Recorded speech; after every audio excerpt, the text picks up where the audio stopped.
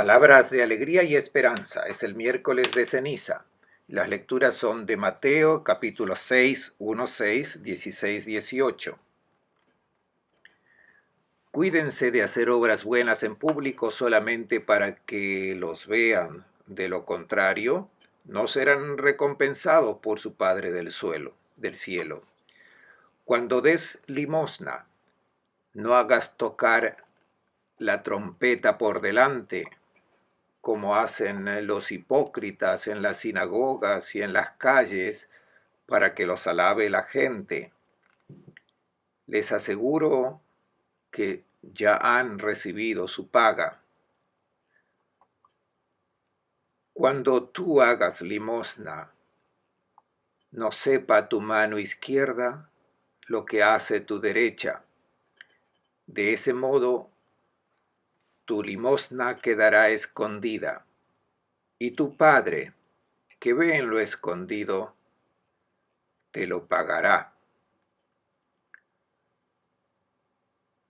Cuando ustedes oren, no hagan como los hipócritas que gustan rezar de pie en las sinagogas y en las esquinas para exhibirse a la gente. Les aseguro que ya han recibido su paga. Cuando tú vayas a orar, entra en tu habitación, cierra la puerta y reza a tu Padre a escondidas, y tu Padre que ve en lo escondido te lo pagará. Cuando ustedes ayunen, no pongan cara triste como los hipócritas, que desfiguran la cara para hacer ver a la gente que ayunan. Les aseguro que ya han recibido su paga. Cuando tú ayunes, perfúmate la cabeza y lávate la cara, de modo que tu ayuno no lo vean los demás, sino tu Padre, que está escondido. Y tu Padre, que ve en lo escondido, te lo pagará. El comentario es del padre Fernando Armelini y son palabras de alegría y esperanza. Los saludo a todos, hermanas y hermanos. Las palabras que el Señor nos dirige al principio de la Cuaresma son: vuelvan a mí con lágrimas, ayunos y lamentos. Nos lo dice por boca del profeta Joel. Habla del ayuno, de lloros, de lamentos, y luego, si añadimos que al principio de esta Cuaresma tenemos el rito de la imposición de la ceniza, que hace referencia a la muerte. Luego las palabras que acompañan a este gesto: acuérdate que eres polvo y en polvo te convertirás. Eso era antes, ¿no? Todo esto lleva al término cuaresma, equivalente a sacrificio, a la renuncia y por tanto a la tristeza. Pero nosotros estamos hechos para la alegría. Dios no quiere que seamos tristes, quiere que seamos felices. Por tanto, la Cuaresma no puede tener otro objetivo que llevarnos a la alegría. No confundamos la alegría con el placer. Muchas veces el placer no nos ha llevado a la alegría, sino que nos ha llevado lejos de la alegría. Cuaresma es el tiempo en que se nos invita a revisar las opciones de nuestra vida para ver cuáles son las que no nos han llevado a la alegría, no nos hicieron feliz. Ahora debemos retornar al Señor, retornar el camino justo, aunque esto requiere empeño, esfuerzo, sacrificio. Veamos lo que nos dice el texto evangélico de hoy. Inicia con una recomendación. Cuídense de hacer obras buenas en público solamente para que los vean. Es la primera indicación. para conseguir la alegría. Sentimos el deseo de ser estimados, valorizados, y este impulso lo ha puesto Dios. Es un estímulo precioso. Cuando hacemos alguna cosa bien, quisiéramos estar bajo la mirada de alguien para sentir la aprobación, el aplauso. Nos queremos hacer notar. Queremos que nos reconozcan cuando hacemos algunas cosas buenas. Sabemos también que algunos se esconden para hacerse notar. Si no participo en esta fiesta, ¿será más notado que si asistiese? ¿Qué se notará más, mi presencia o mi ausencia? En la búsqueda de aparentar existe un peligro. El peligro es estar condicionado en nuestras opciones por la mirada de la gente. Entonces, somos esclavos de un ídolo que afecta nuestro comportamiento. Este ídolo promete conseguir éxito, de hacernos visibles, pero para obtener esta visibilidad, el ídolo requiere muchas cosas, como mentir, hacer componendas, hacer pactos con el diablo. Por tanto, frente a la mirada de la gente debemos prestar un poco de atención porque es precioso.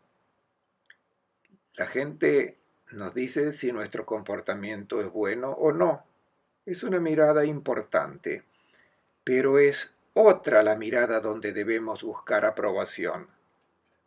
El primer cambio, la primera conversión que se nos pide en Cuaresma es si queremos alcanzar la alegría. Quizás nos hayamos vuelto tristes en la vida, hemos probado el placer, pero no la alegría, porque hemos dado mucha importancia a la mirada de la gente, a complacer esta mirada que es hermosa, en vez olvidando la mirada según la cual hubiéramos sido feliz. En este tiempo de Cuaresma estamos invitados a rever el punto de referencia de todas nuestras opciones. Se trata de saber a quién queremos complacer. El enamorado, cuando se siente bajo la mirada de la persona amada, rinde al máximo, da lo mejor de sí. Si los jugadores de fútbol saben que su prometida está en las gradas, juega al máximo. Si queremos complacer a la mirada de la gente, jugaremos al máximo, pero también, si queremos complacer a la mirada de Dios y sabemos que Él está acompañando nuestra vida, daremos también lo mejor. Tener la mirada de Dios como punto de referencia de la propia vida es el primer mensaje de este texto. Jesús continúa diciendo que si no vivimos bajo esta mirada del Señor,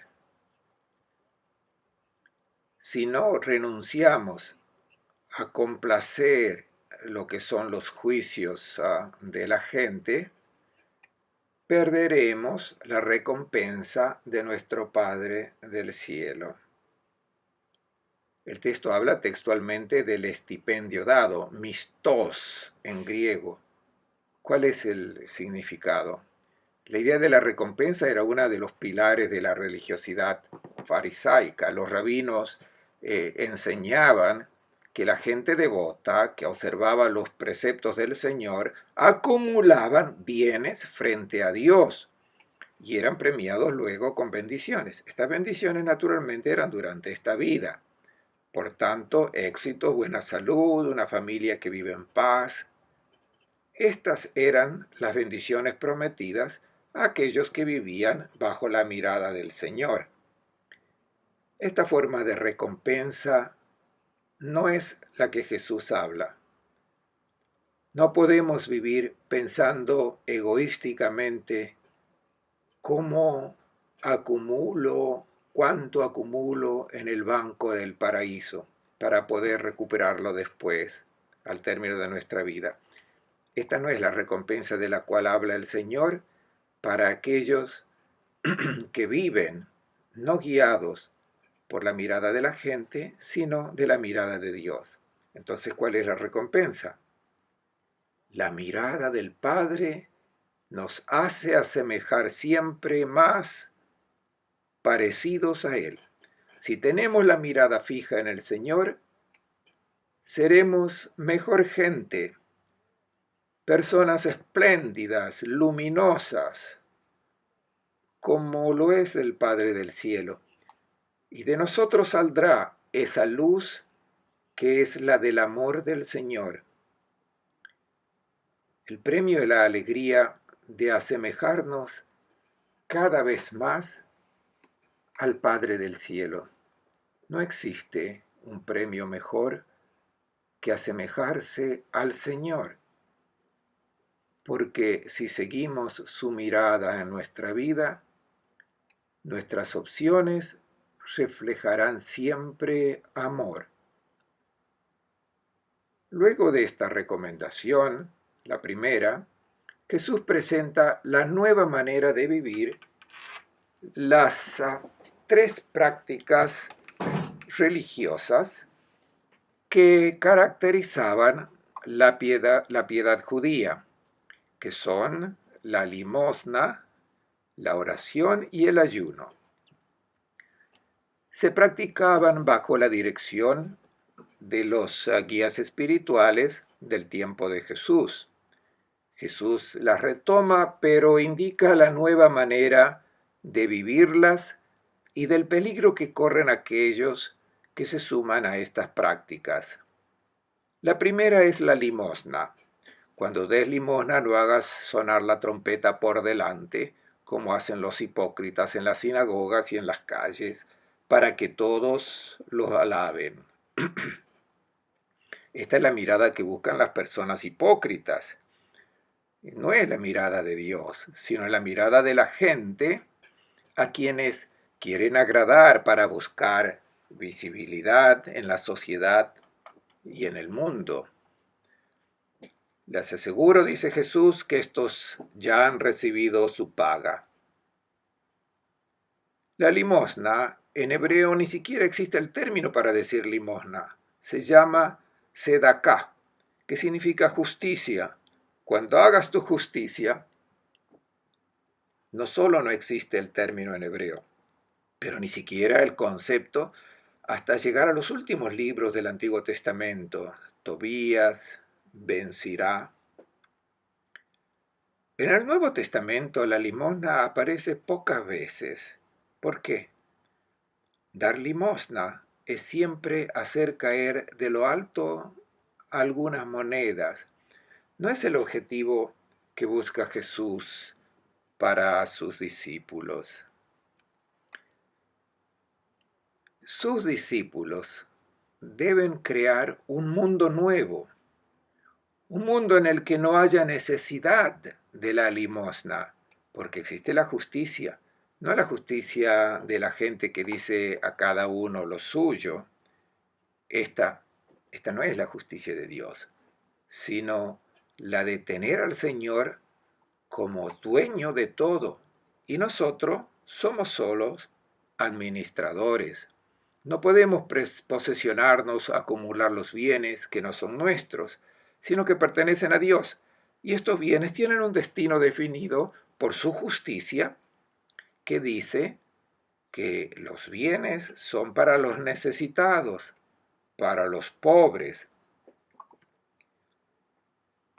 En la propuesta del mundo nuevo hecha por Jesús, la limosna es algo provisorio, aunque sea buena en esta situación, cuando todavía no se ha realizado el sueño de Dios, que es el de la justicia, un mundo donde no haya más ningún pobre, necesitados de limosna. La limosna es provisoria. Los padres de la iglesia lo entendieron muy bien. San Ambrosio decía a los ricos: Recuerda que cuando tú das algo al pobre, no haces otra cosa que restituirle lo que le es debido, porque los bienes de este mundo que el pobre necesita son de Dios. Están ahora en tus manos, pero debe dárselo al pobre.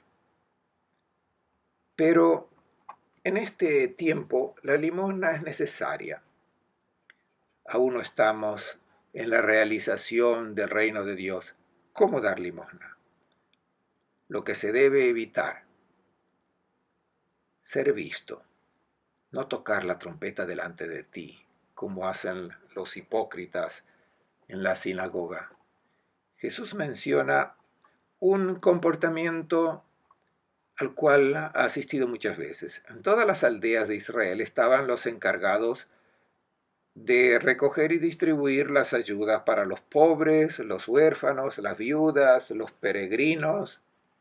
Esta institución caritativa tenía méritos innegables, pero también ocasión para hacer exhibicionismo.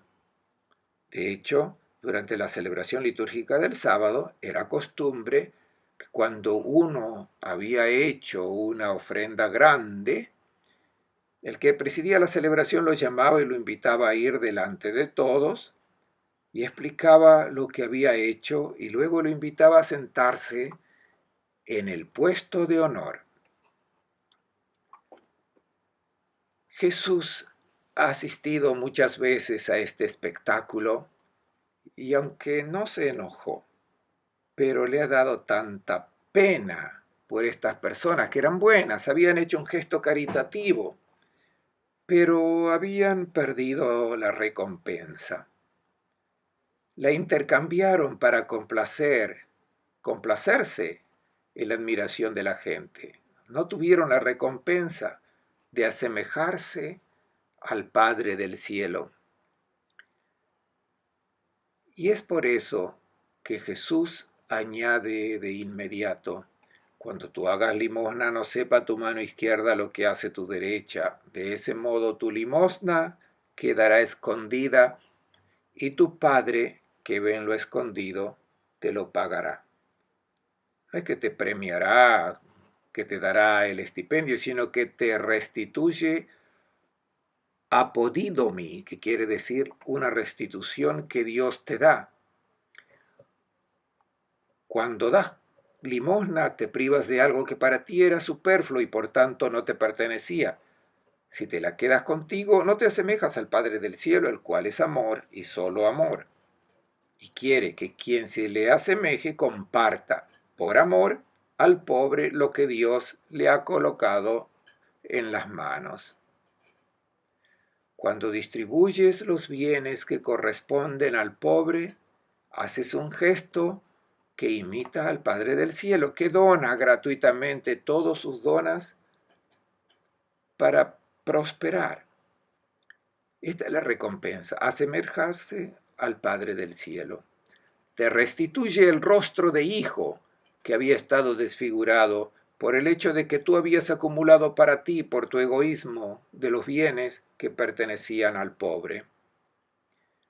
No sepa tu mano izquierda lo que hace tu derecha. Si queremos asemejarnos al Padre del cielo, al hacer limosna debemos estar atentos a hacerlo de tal modo que no se sepa de dónde viene ese don, de manera que el pobre no se sienta humillado. El ideal es hacer el bien, dar limosna, esperando que nadie sepa que fuimos nosotros los que la hicimos. Así experimentaremos la alegría de Dios, que hace el bien sin hacerse ver, tanto que algunos piensan que ni siquiera existe.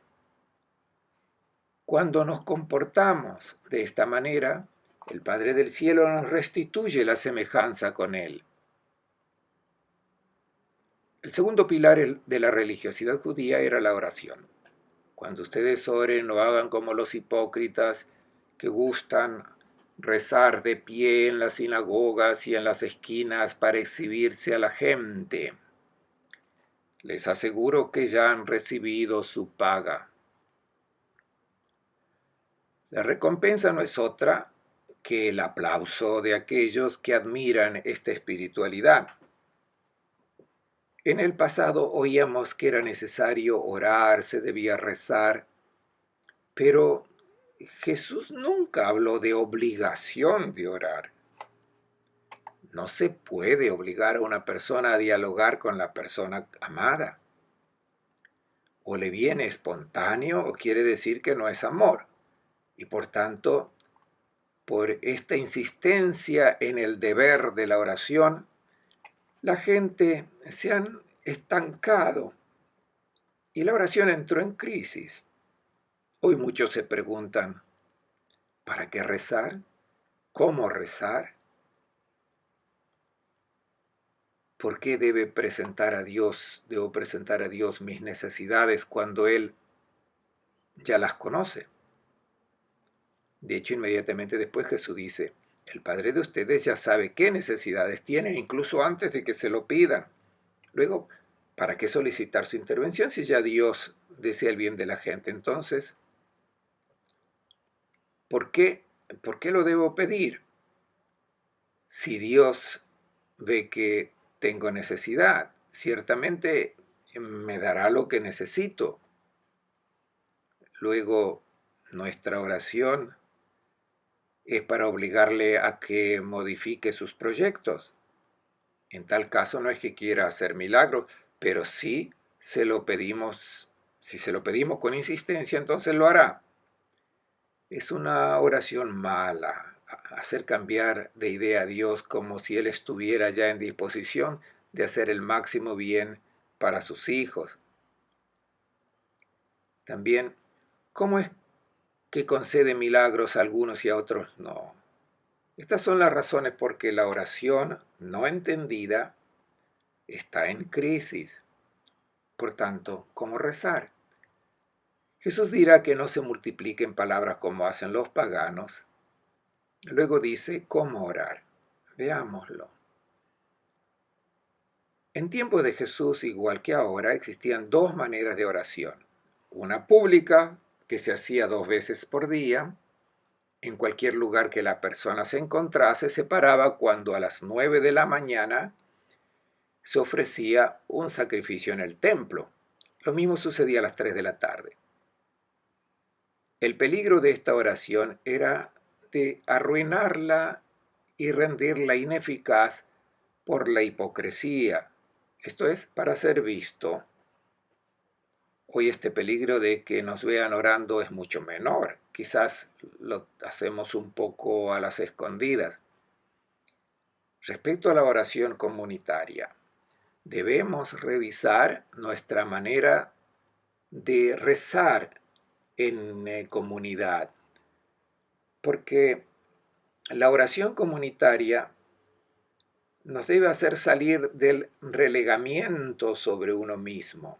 En Cuaresma es necesaria una conversión respecto a esta oración comunitaria, pues muchas veces esta oración centrada sobre un asunto, también cuando estamos con la comunidad, seguimos pensando siempre en nuestros problemas, en nuestros intereses, y si el encuentro comunitario no nos transforma, no nos mete en armonía, en sintonía con los hermanos de la comunidad, si no se hace sensible, no nos hace sensible al otro, entonces nuestra oración se transforma en un enfrentamiento de nuestra mirada con la mirada de Dios. La oración nos debe hacer contemplar la mirada de Dios y ver hacia dónde se dirige esa mirada de Dios. Ciertamente se dirige al pobre. Por tanto, la oración debe abrir a la mente, el corazón, a las necesidades del pobre que está a nuestro lado. De otra manera, es ostentación. No tanto delante de los demás, sino delante a nosotros mismos, porque nos tranquiliza. Hemos participado en la liturgia comunitaria, por tanto, hemos cumplido. Si la oración no nos abre el corazón para amor al hermano, es inútil, es ficticia. Nos hace sentir bien. Recordemos al fariseo, te doy gracias porque no soy como los demás hombres. se sentía tranquilo y cuando miraba al publicano era solamente para despreciarlo. Si la oración comunitaria no cambia nuestro corazón y no lo abre a las necesidades de los hermanos, entonces en este tiempo de Cuaresma debemos convertirnos a la verdadera oración comunitaria. Luego, la segunda forma de oración, la que es hecha en la oscuridad, en la propia habitación. Propiamente el término que Jesús utiliza no es de la habitación, sino la despensa, tameion, que era el lugar sin ventanas, aislado, el más reservado y privado de toda la casa, el lugar donde nadie te disturba, donde no entra ningún rumor, ninguna voz, ninguna luz. Este lugar es el mejor para colocarte en la condición ideal de recibir la única luz, la que viene de Dios, y una única voz, la de Dios. Sabemos que Jesús tenía este tipo de oración. Los evangelios mencionan que Jesús buscaba un lugar desértico sobre el monte, un lugar solitario. Es importante elegir este lugar escondido, pero tengamos presente que este lugar también se puede encontrar en medio de la transportación pública. Basta aislarse de todos los rumores, de todas las voces y entrar en diálogo directo con Dios. Y esta oración me transforma. Antes mencionaba que la oración comunitaria me transforma porque me hace ver a los hermanos como los ve Dios. Ahora, la oración personal también me transforma, porque cuando entro en diálogo con una persona, si es un diálogo auténtico, no es solo un hablar a alguien, sino que es un escuchar, un acoger el mensaje que se me comunica. Y dice Jesús, cuando tú vayas a orar, entra en tu habitación, cierra la puerta y reza a tu Padre a escondidas. Si es tu Padre que ve en lo escondido, te lo pagará. Tratemos de entender. La oración personal es de esta manera. Yo entro con mis problemas, con mis decisiones, con mis pensamientos que me angustian, también con mis rencores, con mi deseo de obtener una cierta justicia, y presento mi situación al Señor. Y luego escucho lo que Él me dice. Y no me digan que no sienten su voz.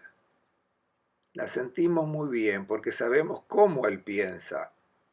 Y si sabemos hacer silencio, si sabemos abrir la mente y el corazón, su pensamiento entra en nosotros y no hace milagros, esos milagros que nosotros quisiéramos que Él haga, pero hace un gran milagro. Nos hace ver las cosas como las ve Él. Nos hace buscar las opciones de vida que Él nos propone. Esto sucede en el silencio, en el recibimiento, en la escucha de su palabra y en el recibir su luz. Y tenemos ahora la recompensa.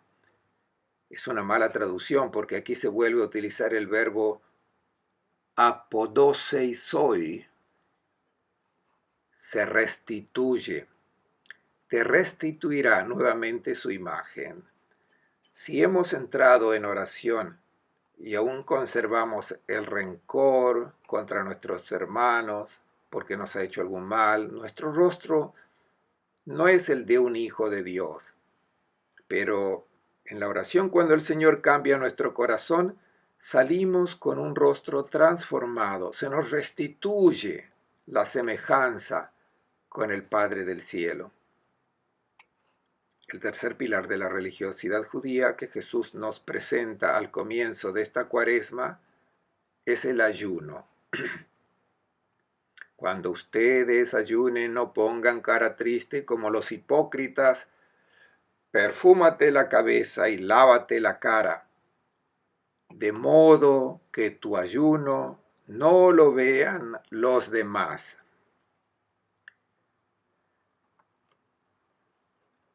El ayuno existe en todas las religiones.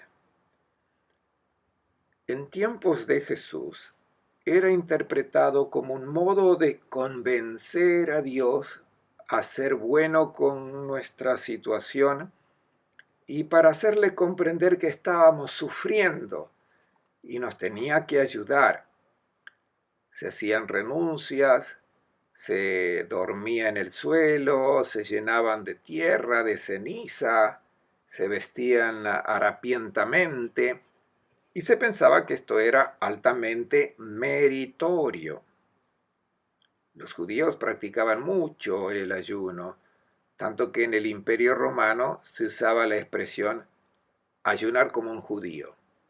Los piadosos ayunaban 2 veces por semana, siendo esta la convicción del pueblo de Israel. Nos quedamos maravillados de la manera en que Jesús entiende el ayuno. Le da muy poca importancia. Jesús habla del ayuno solamente en 2 ocasiones. Una, para defender a sus discípulos que no practicaban el ayuno. Y la segunda vez es el texto del evangélico de hoy en el cual dice, si vas a ayunar, deja que te diga cómo hacerlo. Pablo en sus cartas no echa de menos el ayuno. ¿Por qué ha recibido tanta importancia el ayuno? Creo que fueron los monjes de los primeros siglos, tanto que se juntó el ayuno a una frase que Jesús ha pronunciado cuando los discípulos le preguntaron ¿por qué nosotros no fuimos capaces de sacar este demonio? Y Jesús les responde, estos demonios se echan fuera solamente con la oración. ¿Qué han hecho? Añadieron también con el ayuno, con la oración y el ayuno. Pero Jesús no mencionó el ayuno. Esta añadidura se hizo en tiempo cuando florecía el monaquismo en el desierto de Judá. También en Egipto. El ayuno del discípulo tiene un significado completamente diverso. No es una expresión de luto o de dolor, es una expresión de alegría. De hecho, Jesús dice, perfúmate la cabeza y lávate la cara, porque tu ayuno es una fiesta. El cristiano ayuda perfumándose la cabeza porque es señal de vida. ¿Qué sentido tiene el ayuno propuesto por Jesús? No es que Dios se alegre si uno tiene dolor de estómago porque ese día no ha tomado alimento. Dios no quiere ninguna forma de dolor. Quiere que sus hijos e hijas sean felices y no tengan ningún dolor. El ayuno no existirá en el reino de Dios. Lo dice Jesús. Cuando el esposo está con ellos, no se puede ayunar. Cuando llegue el reino de Dios, no habrá más ayunos. Cuando no existan más pobres, no habrá necesidad de ayuno. Entendamos bien cuál es el único ayuno que agrada a Dios. Es el que viene del amor, aquel en que uno está dispuesto a renunciar al alimento para que otro no tenga hambre. No es que agrade a Dios el dolor que uno siente.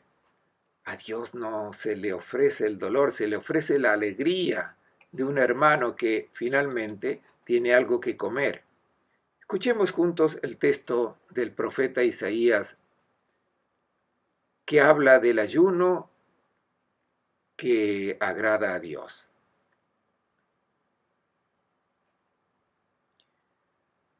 El ayuno que yo quiero es este, abrir las puertas injustas, hacer saltar los cerrojos de los cepos, dejar libres a los oprimidos, hacer romper todos los cepos, compartir tu pan con el hambriento, hospedar a los pobres sin techo, vestir al que ves desnudo y no despreocuparte de tu hermano. Isaías 58, 6, 7. Es muy hermosa la conclusión de este texto que acabamos de escuchar. Otras traducciones dicen, sin olvidarse de tus familiares. Esta es una traducción mala. El texto hebreo original dice, no pasar por alto al que es tu propia carne, aquel que en su necesidad es tu hermano, tu misma carne. No pasarlo por alto, porque este es el ayuno que agrada a Dios, que puedas dar a tu hermano lo que le hace falta, que es tu misma carne, ese hermano tuyo. El verdadero ayuno es siempre como acto de amor al hermano. El alimento ahorrado no hay que ponerlo nuevamente en la despensa y conservarlo para el día después. Debe ser distribuido inmediatamente al que tiene hambre. Entonces será el ayuno agradable a Dios. Tenemos otro texto muy hermoso y lo vamos a escuchar juntos. Se encuentra en el famoso libro El pastor de Hermas, que es del siglo II, por tanto refleja la espiritualidad de las primeras generaciones cristianas. Son nuestros hermanos que comprendieron muy bien cuál era el ayuno que agradaba al Señor. Este texto que escucharemos juntos explica el vínculo entre el ayuno y la caridad. Lo escuchamos juntos. Así debes practicar el ayuno. Durante el día de ayuno comerás solamente pan y agua. Luego calcularás cuánto has gastado para tu alimento en aquel día y ofrecerás este dinero a una viuda, a un huérfano o a un pobre.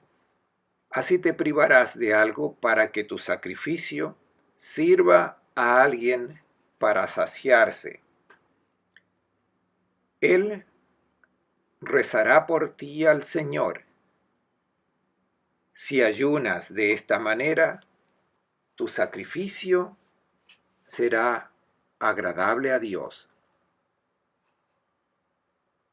Este es el ayuno que obtiene siempre su recompensa porque separa al corazón de los bienes de este mundo, nos hace olvidar nuestros intereses, crea amor, intercambio y coloca en el reino de Dios el verdadero ayuno, el que solo el Padre del cielo ve y recibe el estipendio.